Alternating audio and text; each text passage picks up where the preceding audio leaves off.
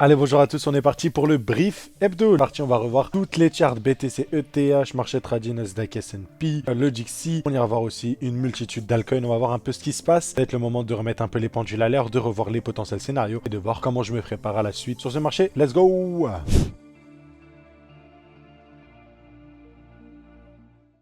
Juste avant, comme d'habitude, vous le savez, on regarde quelques petits fondamentaux, quelques métriques. Aujourd'hui, j'ai pas grand chose à vous montrer. La seule chose que j'ai envie de vous montrer, c'est l'index Fear and Greed de CoinMarketCap, qui est un peu plus précis, je trouve, de lui habituel que vous allez voir ailleurs. Ce que j'aime bien, c'est qu'on est toujours dans cette phase de désintérêt total, qui me permet du coup d'engager des positions, d'engager des convictions, de faire mes recherches, de me positionner sur une multitude d'écosystèmes. Je vous expliquerai juste après ce que je mets en place. Cependant, une chose est sûre, c'est que la dernière fois qu'on était sur des niveaux tels, on était à l'aube d'un démarrage au niveau des altcoins. C'était octobre 2023 pour ceux qui se rappellent, avant le gros démarrage qui a tout emmené. Donc là, on est à peu près dans cette phase-là. C'est une phase qui m'intéresse. Et une phase qui devrait aussi vous intéresser pour vous positionner. Quelque chose aussi d'assez intéressant, c'est la capitalisation au niveau des stablecoins. On voit que lors du dernier cycle, on a touché un ATH autour des 153 milliards, ok, tous stablecoins confondus. On est en train de faire des ATH. On est aujourd'hui, à l'heure actuelle, à plus de 160 milliards de market cap, du coup 160 milliards de stablecoins en circulation sur divers blockchains, USDT, USDC, DAI et j'en passe, USDE. Bref, vous avez compris. Une chose qui me chagrine un peu, c'est toujours l'open interest très élevé. Voilà, vous avez vu, hein, les intérêts ouverts, donc c'est le nombre de positions short-long qui sont ouvertes sur le marché. Quand ça spécule à outrance, on n'aime pas. Vous voyez que, bon, je vais laisser du temps parce que j'aime beaucoup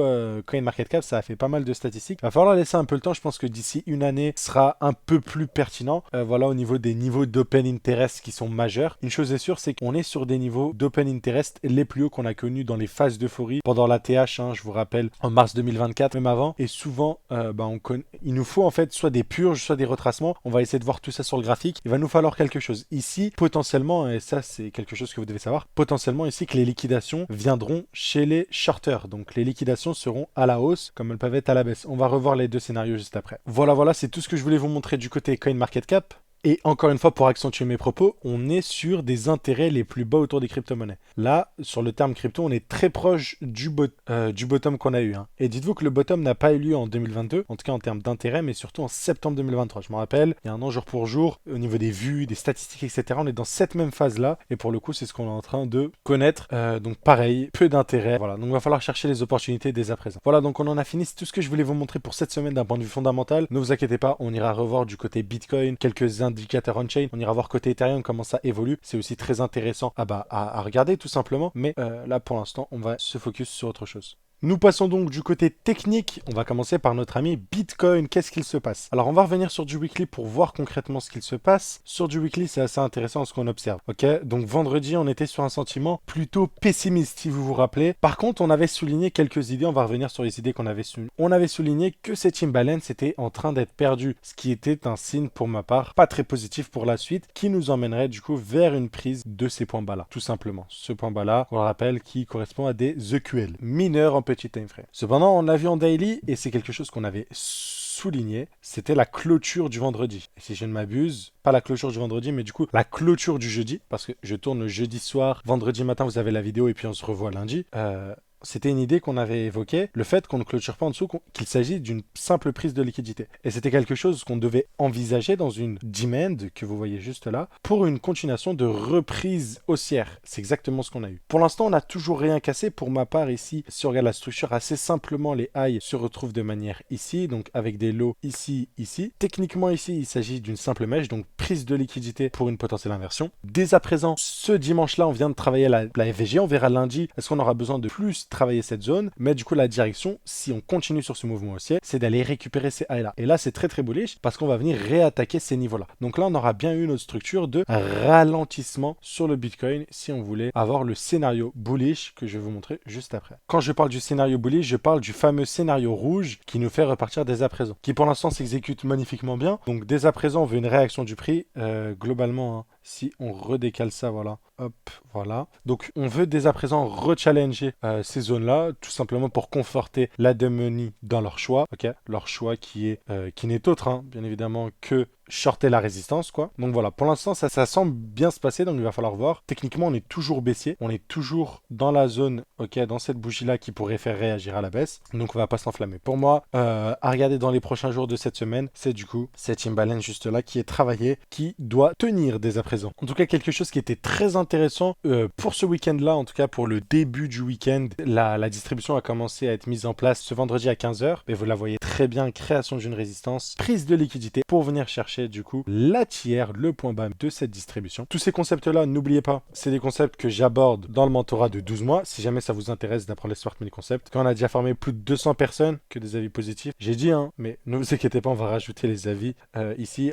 Dans l'ancien site, on les avait là, bon, on n'a pas, mais voilà. Vous pouvez dans tous les cas, ça passe que par un appel, donc vous allez parler de vive voix avec nous. C'est pas des closers, c'est nous, ok, les formateurs, qui répondons aux appels de vive voix pour voir si l'accompagnement vous correspond. Donc voilà, si jamais ça vous intéresse, et pour les plus sceptiques, je vous invite quand même à prendre déjà la formation gratuite de base, prénom, email, si jamais vous voulez la recevoir. Et même sur la chaîne YouTube, vous pouvez aller dans les playlists, il y a une vidéo de 1 heure pour comprendre les bases aussi. Ce sera assez solide. Bien évidemment, ça c'est pour ceux qui veulent avoir du coup les cours particuliers tous les week-ends. Hein. On fait des cours sur Zoom tous les week-ends.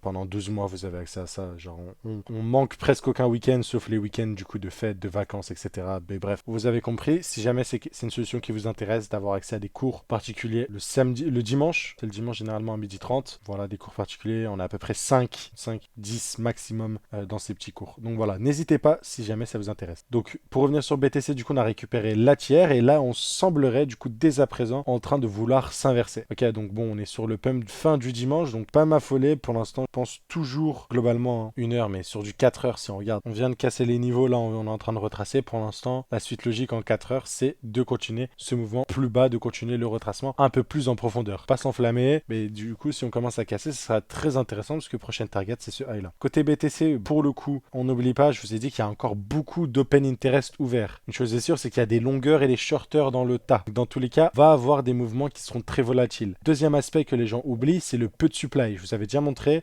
dans d'autres épisodes, la partie fondamentale. Regardez par exemple le nombre de bitcoins sur les exchanges, c'est très peu liquide. Donc là, ça peut vraiment partir très très vite dans tous les sens, comme ce qu'on a eu au niveau des ETF. Et ça, dans les deux sens. Donc est-ce qu'on va avoir une liquidation massive pour nettoyer enfin cet open interest comme ceci, comme cela, en gros, pour vous la faire très très simple. Ça, c'est une question assez légitime, mais pour l'instant, la configuration pour moi semble bullish. C'est ce qu'on voulait voir jeudi. Jeudi, je vous ai parlé de ce potentiel prise de liquidité. Ça, c'est confirmé pour moi. On est sur une potentielle réaccumulation avec création d'un support. On peut indiquer ce support-là, ok, globalement. Hein. Cette accumulation est validée en 4 heures. Ok. Donc pour moi, et là, je vais vous le dire dès à présent. Donc là, je sais qu'on peut retracer peut-être un peu plus profondément. Pour moi, là, dès à présent, à l'heure actuelle, j'ai la conviction qu'on va venir chercher cette tiers-là de cette accumulation, en fait. De cette accumulation, c'est la target à l'heure actuelle, ok. C'est vraiment la target que je vise sur le Bitcoin pour cette semaine environ. D'ici la fin de semaine, si on s'éternise pas dans cette zone-là. Globalement, c'est création de liquidité, cassure à la baisse et cassure à la hausse, avec une cassure du dernier high ici, ok. Dès à présent, ça veut dire quoi? C'est-à-dire que soit on repart dès à présent, simple récupération des VG pour repartir très très bullish, soit on va un retracement plus profond, les amis. Un retracement plus profond, on peut utiliser notre ami Fibonacci, ok. Et hop, je vais vous le mettre en mode classique. Et là, dès à présent, il y aura plusieurs entrées à venir chercher. Une entrée, globalement, ça donnerait quelque chose comme ça, qui serait intéressant, en gros, pour vous la faire simple, pour viser la tiers. Là, on serait sur un joli trade RR de 2 points. Est-ce qu'on aura un retracement aussi profond? Peut-être, peut-être pas, mais ce serait le scénario court, revenir dans le bloc baissier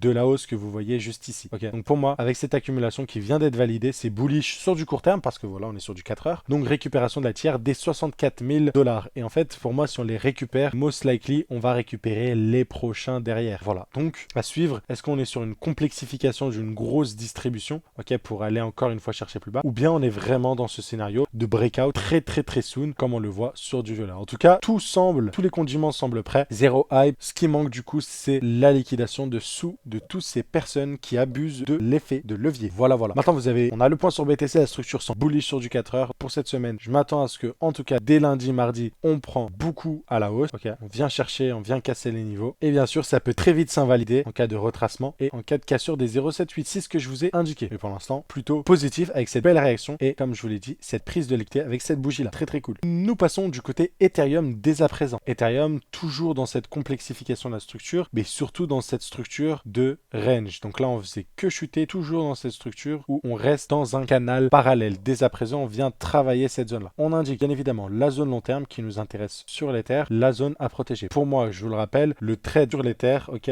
the trade potentiellement, normalement c'est une entrée progressive, voilà. Mais most likely, le truc optimal, c'est stop loss sur les 1500 $ pour viser bien évidemment ce niveau-là, surtout pour viser la continuation de la hausse. Donc si jamais on a un bottom à mon entrée, ok, je vais prendre mon Fibonacci et une extension jusqu'à 2 pour reporter le mouvement de corrective. C'est ça pour moi, c'est ça le plan sur Ether dès à présent, si je suis totalement transparent. Et je l'ai partagé dans ma dernière vidéo sur GZ Crypto de manière transparente. Qu'est-ce qui me fait dire ça? Dès à présent, côté technique, sur du weekly, on n'a pas eu de grosse évolution. Ok, on a dans tous les cas, comme Bitcoin, eu une belle semaine, ok. En tout cas, une semaine très très stable qui va clôturer dans quelques heures. Je tourne à l'heure new-yorkaise, ok. Par contre, comparé à Bitcoin, on a perdu cette zone-là, ok. Donc voilà. Je vais retourner du coup sur du daily. Pour moi, l'Ether reste toujours tourné vers le bas. Comparé à Bitcoin, on n'est pas venu chercher ce dernier niveau. Donc pour moi, on conforte cette idée de liquidité, ok, que vous voyez juste ici. On conforte cette trendline-là. Donc encore une fois, des confluences qui m'indiquent que l'Ether, toujours dans une complexification de sa structure à la baisse, on verra bien, et que dès à présent, sur du daily, comparé à Bitcoin, on a toujours cette zone-là à tenir, ok. Voilà, on a déjà bien entamé. Donc si je regarde le reste de l'imbalance à combler, on est sur cette zone-là, globalement. Peut-être un retour dans l'imbalance combiné avec la supply que vous voyez juste ici. Je vais redescendre un peu en time frame pour vous montrer juste ici. Vous le voyez, le bottom n'est pas très clean comparé à Bitcoin, ok. Et on vient quand même confirmer cette zone-là. Ça me dérange un petit peu, je vais pas vous mentir. Voilà, donc globalement, et je peux même presque l'étendre jusqu'ici. Voilà, une touche, deux touches, trois touches, quatre touches. Donc voilà, on commence à conforter cette zone-là. Je pense qu'on viendra la liquider. Et du coup, bon, là, ça fera une jolie liquidation pour le coup, avec hop, des EQL juste là. Le gros support que je vous ai indiqué, mais genre vraiment grosse prise de liquidité, réintégration, mais surtout pour repartir plus fort. Donc voilà, globalement sur l'Ether, on va continuer à travailler cette zone-là. C'est assez difficile à dire, mais pour l'instant, si on suit Bitcoin, il semblerait qu'on s'attarde dans la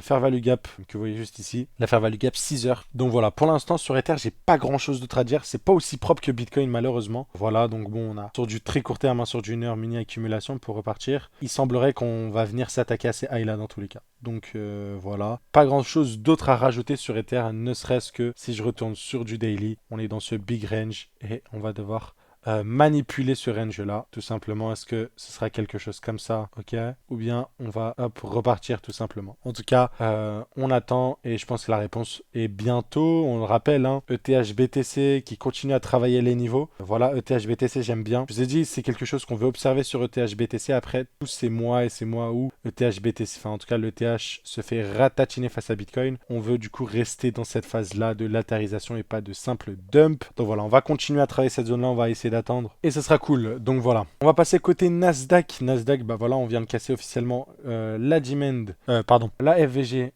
en daily, ça on le savait. On s'attaque du coup à la supply. Dès à présent, si on va voir directement sur du weekly, on continue à enchaîner une semaine verte. Pas de choses à dire sur la clôture, je vous le rappelle. On indique juste qu'on accumule des lots non chassés. C'est tout ce qu'on peut rajouter dès à présent. Sur du 4 heures, ça va regarder sur plus court terme au niveau du price action. On a distribué rapidement, on est déjà venu récupérer la target minimale dès à présent, sans vouloir repartir. Est-ce qu'on n'est pas sur la complexification de la structure? Donc là, je suis sur du 4 heures et on voit des petites distribs. Est-ce qu'on n'est pas sur un plus gros range, encore une fois, que je vous indique juste ici? Voilà, avec du coup quelque chose qui risque de se produire, je ne sais pas. Il faudra voir. Pour l'instant, il n'y a pas grand chose à faire sur le Nasdaq, pas grand chose à déduire, j'ai envie de vous dire, tout simplement. Une chose à sûr, c'est que on est beaucoup moins bullish que sur notre ami le SP500. Et dès à présent, on s'envoie faire des ATH sur le SP500, ATH majeur globalement. Vous le voyez, sur du daily, hop, j'ai enlevé tous ces ranges-là. Et sur du weekly, on continue avec une belle bougie verte, encore une fois.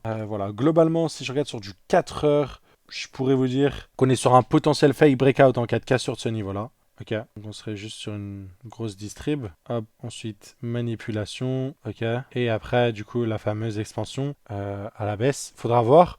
Pour l'instant, pas grand-chose à dire. Encore une fois, je vais pas me répéter. Une seule chose que je n'aime pas, donc là je vous ai montré E-mini S&P, E-mini Nasdaq, mais pareil c'est comme le S&P 500 et le Nasdaq, c'est juste les contrats futurs qui vous permettent de rentrer avec des tailles de position moins élevées, comme les contrats sont plus faibles. Enfin bref, tout ça pour vous dire que on est quand même sur quelque chose d'assez intéressant. On est sur ce qu'on appelle divergence, où on a un S&P 500 qui fait un plus haut, un Nasdaq qui ne suit pas. C'est très rare qu'on ait des décorrélations aussi énormes. Si je vous montre le chart, jusqu'à là on était parfaitement corrélés, exactement la même chose, ok. Donc c'est ça qui est fou. Et là, dès à présent, on est en train d'avoir une forme de décorrélation. Voilà, jamais bon signe, ok, parce que là, vous voyez sur le top, bon, c'est pas exactement sur les mêmes unités de temps, mais c'est un peu cette philosophie de, là, sur le SP500, on faisait des plus hauts, sur le Nasdaq, on commençait à faire des plus bas, qui pouvaient être aussi quand même un signal d'alarme. Voilà, mais en tout cas, soit le Nasdaq va rattraper son retard sur le SP500 par un ATH, soit le SP500 est du coup en excès, et du coup, va retracer tout simplement pour reprendre un peu cette espèce de, pas de parité, mais du coup, de corrélation. Voilà, en tout cas, divergence, ça veut tout rien dire. En tout cas, ce que ça veut dire, c'est que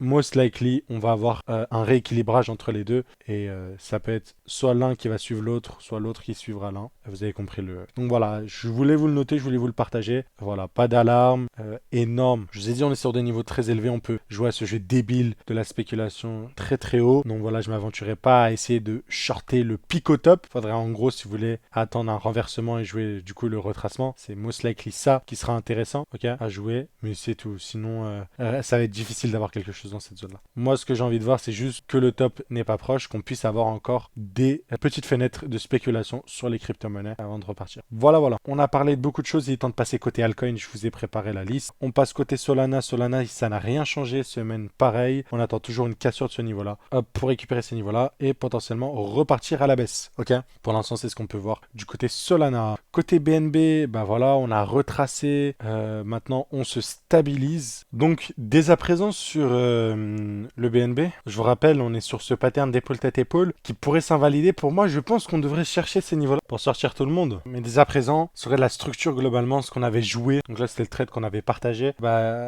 Je veux du coup un prix qui commence à retracer, qui ne fait pas de nouveau plus haut tout simplement, pour aller chercher ces niveaux-là. Mais globalement, si ça suit le BTC, on risque d'aller faire des plus hauts, si c'est ce qu'on a sur notre ami BTC. Ok. Pour moi, cette prise de liquidité en 4 heures, voilà, me paraît assez forte avec le retournement. Donc voilà, et pour l'instant, on n'a toujours pas cassé les derniers highs. On a respecté les zones là. Donc bon, c'était plus celle-là du coup, pas celle du haut, mais celle du dessous, dès à présent. On l'a bien respecté. Donc faudra voir. Mais voilà, donc toujours sur le BNB, je pense qu'on devrait récupérer ces lots là. Okay. Mais pour l'instant, il n'y a aucune structure à exploiter. J'ai pas grand chose d'autre à dire, voilà. Mis à part que sur du daily, on est dans la zone là, on a réagi. Et maintenant, on a juste à attendre ce qui va se produire, tout simplement. Une crypto-monnaie qui m'intéresse énormément, c'est le Fetch. On va revenir sur du weekly, sur notre ami le Fetch. C'est génial la structure, c'est génial la structure. Pourquoi c'est génial? On est pareil sur de l'épaule, tête-épaule. Voilà, donc il faut faire attention au piège de la démonie. Mais voilà, déjà, on réagit dans le bloc à l'origine du gros mouvement aussi. Généralement, tous les alts, ils prennent ça, ils respectent rarement ces alts-là qui font des trucs de fou, respectent les niveaux de Fibo. Rarement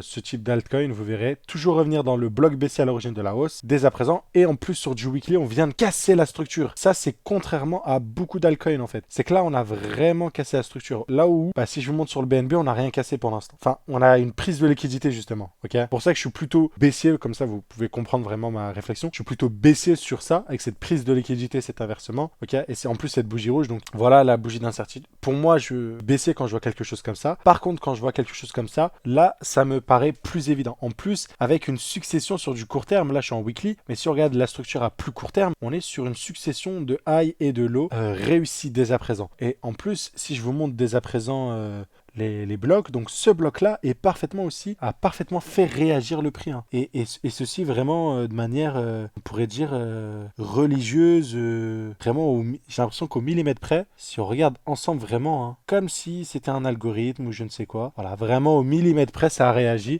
Et maintenant, la bougie weekly se termine comme ça. Donc pour moi, c'est un signe très très bullish, très très positif, ok, avec les cassures, la succession de l'eau. Donc voilà, donc un truc comme Fetch.ai, du coup, je sais plus c'est quoi le nom, enfin bref, vous avez suivi, c'est bullish et dès à présent c'est quoi les targets? Du coup c'est chercher tous les derniers highs, c'est chercher tous les derniers highs, donc celui-là à venir chercher, c'est celui-là à venir chercher et bien sûr c'est celui-là aussi à venir chercher quoi. Donc c'est tout cela à venir chercher si la structure se maintient. Maintenant si je descends sur du plus court terme, on est sur du daily. Sur du daily malheureusement on n'a toujours pas cassé la structure comme BTC, je vous le rappelle, sur du daily on n'a toujours pas cassé ce high là, je suis parfaitement un peu BTC. Par contre là on réagit bien dans cette dimension là. Globalement, ce qu'on veut voir dès à présent c'est du coup les FVG qui tiennent cette fair value gap, on veut qu'elle tienne. Rien de mieux que d'aller sur du 4 heures, regardez ce qui se passe sur du 4 heures. On vient récupérer ces equal low, ok? Donc là, on avait une distribution très évidente, la distribution, je pense que j'ai même pas besoin de descendre en time frame, mais vous la voyez globalement si vous suivez les vidéos, ok? Donc ça me fait plaisir. En tout cas, si vous la voyez, sachez que c'est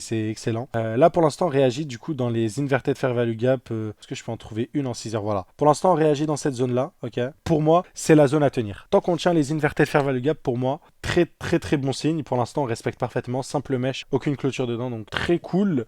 Si je fais sur du 1 heure, bon, pas grand-chose d'autre à rajouter. Je ferai attention à ces potentiels EQL, mais bon, ils sont mineurs, parce que c'est sur la petite time frame, mais je ferai attention. Mais globalement, on veut, du coup, dès à présent, une réaction du coup. Une position, en fait, sur Fetch, ça donnerait un truc dans le genre, du coup, ça serait rentrer dans l'inverted fair value gap. Stop loss sur ce lot-là. Pour viser quoi? Tout simplement, bah déjà, cassure du dernier high. Juste ça, c'est un très bon trade. Rien que ça, c'est un très bon trade, hein, pour vous dire. Mais si je retourne sur du daily, je vous montre. Rien que ça, c'est un bon trade, ok? Mais c'est pour ça, c'est si jamais on envisage que ça, c'est le point bas. Parce que sur du daily, ça n'a pas cassé. Sur du 4 heures, on a cassé des niveaux. Plus sur du 2 heures, en vrai. Mais voilà, on a cassé des niveaux. Sur du daily, on n'a rien cassé. Mais voilà, c'est tout le jour le delay du entrer agressivement sans attendre de la cassure daily. Sur du weekly, on a des cassures ici. Donc pour l'instant, bah, ça semble intéressant. Même si on peut retracer plus profond, ok, avant de repartir. C'est ça le risque avec un stop loss aussi tight. Mais voilà, avec prise de profit potentiellement ici, ou je monte le stop loss. Prise de profit ici, RR de 3. Et si on vise le dernier ATH, RR de 9. Enfin, pardon, ce high là, RR de 9. Et dernier ATH, RR de 15. Et bien sûr, si on attend à ce qu'on fasse des plus hauts, du coup, globalement, vous avez compris la logique. Donc, bien évidemment, du coup, à suivre de très près, mais Fetch, une configuration qui me plaît énormément. Côté Link, c'est un peu comme BTC dès à présent, ok? Donc, sur du weekly, pas grand chose d'autre à rajouter. Par contre, ce qu'on a eu, du coup, c'est avec les clôtures, comme je dis, c'est qu'on a eu une prise de liquidité qui était énorme. On a récupéré les trendlines, on a récupéré ces equal low, ok? On a fait un nouveau low. Et là, dès à présent, hop, on est reparti. Donc, pour moi, comme je vous ai dit, on veut une réaction dans l'imbalance. Pour l'instant, elle tient, mais vraiment à rien du tout. Ok, donc voilà, on est vraiment très proche de se faire invalider sur le Chainlink. Donc je surveillerai cette FVG si elle va tenir, ok. Mais sinon, comme je vous ai dit, c'est ce range-là comme Ether et je m'attends à ce qu'on casse, qu'on revienne un peu plus profond du coup dans la demand, ok. On est de retour sur notre ami Avax, pas grand-chose à dire sur notre ami Avax, mis à part du coup qu'on semblerait avoir trouvé un high ici, toujours avec le high protégé sur du weekly qui est là, ok. Donc ce high-là de la structure, donc là potentiellement un high. Là on retrace du coup la structure qui est baissière, je vous le rappelle, avec du coup sur du court terme ce high-là à tenir. Et là, on retrace du coup, si on regarde au niveau du Fibonacci, on est sur les derniers instants. Donc dès à présent, sur le AVAX, si on est bearish, dès à présent, on devrait retracer, ok. En cas de non-retracement, bah, ce serait potentiellement bullish. Moi, ce qui me rend un peu sceptique, du coup, c'est tous les lots non chassés, ok. Donc voilà, je pense que sur AVAX, voilà, je pense qu'on a toujours du temps sur un truc comme AVAX. Après, c'est ma vision du truc. Pour l'instant, c'est pas une config qui me plaît. Vraiment, c'est pas une config qui me plaît, donc je me force pas. Pourtant, c'est un alt qui fait plus beaucoup de bruit, ok, donc qui pourrait être intéressant. Et surtout, hein, après là, je vous parle sur du trading court terme, et ça revient dans une Gmed à l'origine de la hausse. Donc là, déjà, dès qu'on a eu ça, on savait que c'était un bon truc, ok. Donc voilà, sur AVAX. Mais sinon, dès à présent, personnellement, ça m'intéresse pas.